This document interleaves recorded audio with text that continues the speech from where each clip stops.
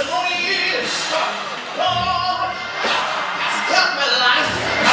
A thief coming now, but it's still and to kill and to destroy. Every devil now had his way. I would be out of here. But you keep us. You cut my mind. You cut my marriage. You cut my family. You cut my reputation.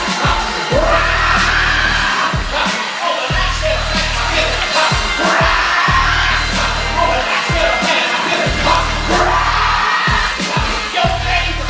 And some of you ought to be giving God praise right now. Simply because he let you see some light instead of experiencing his heat of his wrath. It's not that you've been so great. It's not that you've been so holy. It's not that you've been so sanctified. But the fact of the matter is God is so good that he did not let me experience his wrath.